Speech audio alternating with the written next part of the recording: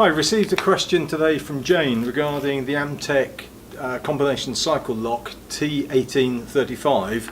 Basically, how do you set the combination? Jane, it's quite easy.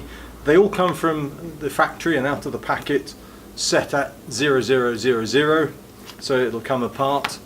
On the end of the lock is a dial with an arrow and 3 letters, SET, set.